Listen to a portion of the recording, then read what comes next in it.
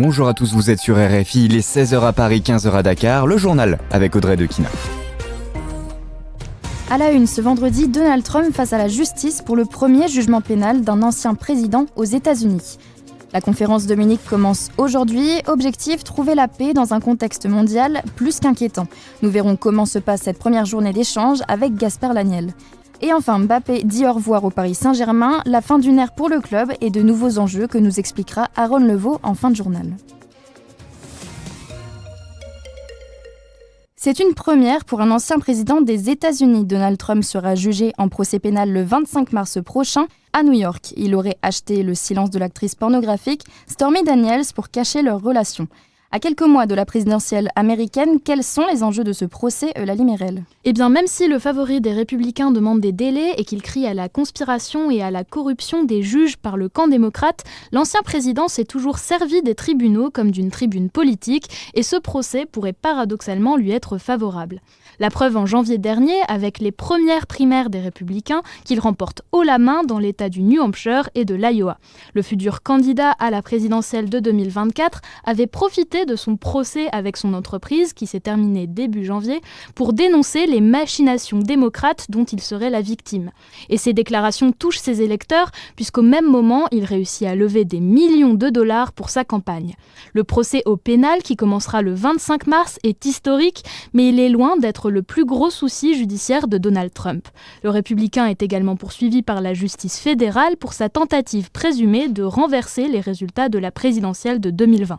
Ce procès très attendu, notamment par les démocrates, devait commencer le 4 mars mais a finalement été reporté à une date ultérieure. En attendant, l'homme d'affaires devra obligatoirement comparaître pendant 6 semaines devant le tribunal pénal new-yorkais. C'est une première aussi pour la Grèce. Jamais un pays orthodoxe n'avait légalisé le mariage homosexuel. Et pourtant, après 2 jours de débat au Parlement grec, la décision est tombée. Le mariage et l'adoption d'enfants par des couples de même sexe est désormais légal. Le projet de loi a été adopté par 176 des 254 députés présents. Mais au sein de l'Église, Lucie Verdier, la décision divise.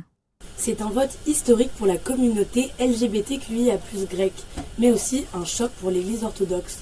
Car si cette loi marque une avancée majeure pour les droits de l'homme, c'est également une fissure politico-religieuse qui s'installe dans le pays. En Grèce, l'Église n'est pas séparée de l'État et 90% des Grecs sont orthodoxes. Donc forcément, il y a eu beaucoup de pression de l'Église au moment du vote. Les débats qui ont duré 2 jours étaient très tendus, notamment au sein du parti conservateur au pouvoir qui proposait cette loi. C'est le Premier ministre Kyriakos Mitsotakis qui a porté cette loi et elle est jugée bien trop progressiste par rapport aux valeurs de son parti Nouvelle Démocratie. Un tiers des députés s'est opposé à cette loi alors que leur propre parti en était à l'initiative. Au moment de l'annonce du résultat, des dizaines de personnes brandissent des drapeaux arc-en-ciel et laissent éclater leur joie devant le Parlement dans le centre d'Athènes. Mais du côté de l'Église, la réaction est bien différente. On peut lire dans les titres de presse grecque que cette décision est inadmissible et pour Saint-Synode, les enfants ont un besoin inné et donc le droit de grandir avec un père de sexe masculin et une mère de sexe féminin. Une fois la loi promulguée, la Grèce va devenir le 37e pays dans le monde et le 17e pays de l'Union européenne à légaliser l'adoption pour des parents de même sexe. La plus grande des valeurs et des priorités pour nous est de préserver la vie de chaque soldat ukrainien. Voilà l'état d'esprit de Kiev, alors qu'une nouvelle ville s'apprête à tomber aux mains des Russes. Avdiivka, à l'est de l'Ukraine, serait le théâtre de combats acharnés, avec une situation jugée critique au point de considérer un retrait de ses forces face aux troupes russes. Volodymyr Zelensky a annoncé hier que Kiev faisait tout ce qui est possible pour sauver ses soldats. C'est à Paris que le président ukrainien va plaider sa cause. Il est attendu à 19h pour sa 3e visite depuis le début de la guerre en Ukraine. Volodymyr Zelensky doit signer un accord bilatéral de sécurité avec Emmanuel Macron. Aurélien Dufour, que sait-on de cet accord ? Eh bien, ce qu'on sait déjà, c'est qu'il fait suite aux engagements qui avaient été pris en format G7 lors du sommet de l'OTAN à Vilnius en juillet 2023, selon l'entourage d'Emmanuel Macron.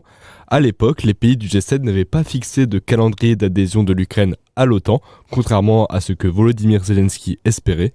En revanche, le G7 s'était engagé à soutenir militairement l'Ukraine sur le long terme, et cet accord que s'apprêtent à signer Emmanuel Macron et Volodymyr Zelensky va dans ce sens.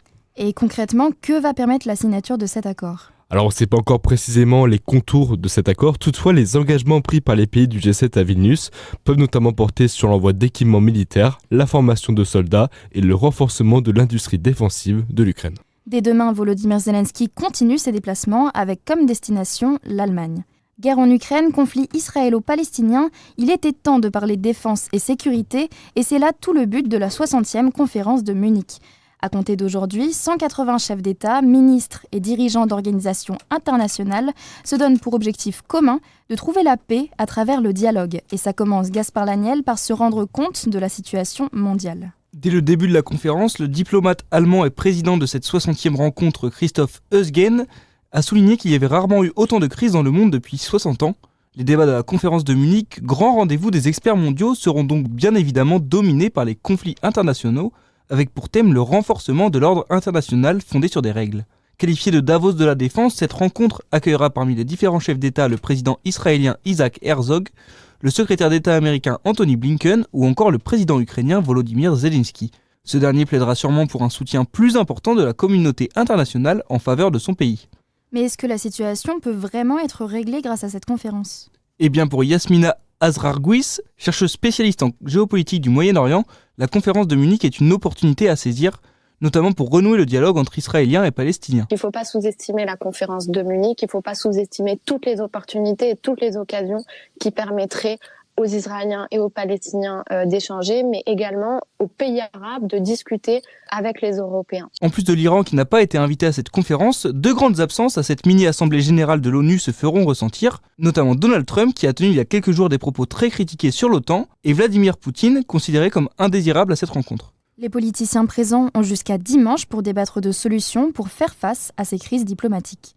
Nous venons de l'apprendre, Alexeï Navalny est mort. L'opposant politique de Vladimir Poutine se serait senti mal après une promenade avant de perdre connaissance. Il est ainsi décédé dans sa prison en Arctique où il purgeait une peine de 19 ans de prison pour extrémisme.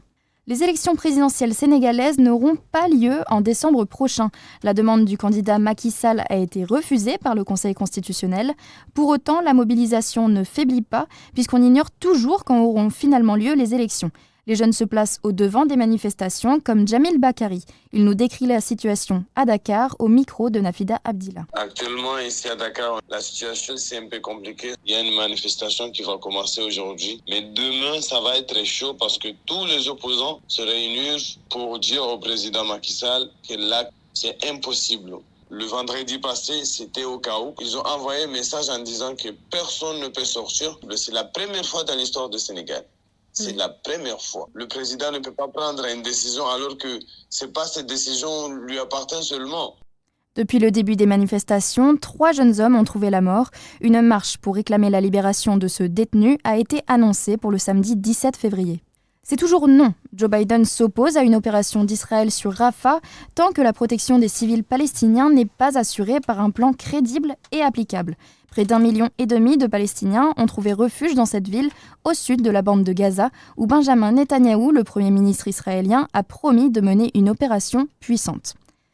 Mbappé au PSG, c'est fini. Le joueur parisien quittera le club à l'issue de la saison, a-t-on appris par l'équipe et RMC. Il l'aurait annoncé mardi à ses dirigeants, à la veille du 8e de finale aller de la Ligue des Champions. La fin d'une ère qui en ouvre d'autres, on fait le point avec Aaron Levaux. Durant ses 7 années au sein du club de la capitale, la star de Bondy a marqué l'histoire du Paris Saint-Germain. En devenant le meilleur buteur de l'histoire du club et en remportant 13 titres sur la scène nationale, son départ va laisser un vide au PSG, mais aussi ouvrir de nouvelles perspectives. Car avec Kylian Mbappé, c'est aussi un salaire de 72 millions d'euros annuels qui s'envole, et Nasser Al-Khelaifi compterait bien en profiter pour renforcer l'effectif à plusieurs lignes. Mohamed Salah et Victor Osimhen, déjà proches d'un départ l'été dernier, seraient les principales pistes en attaque. On penserait aussi à s'attacher les services d'un milieu de classe mondiale comme Bernardo Silva ou Joshua Kimmich, en froid avec Thomas Tuchel du côté du Bayern Munich. La question qui va maintenant rythmer la presse sportive, où va signer Kylian Mbappé ? Le Real Madrid s'annonce évidemment comme le grand favori, mais peu probable de connaître l'identité de l'heureux élu avant la fin de la saison. C'est la fin de ce journal, il est 16h11 à Paris, 15h11 en heure universelle, excellent après-midi à tous.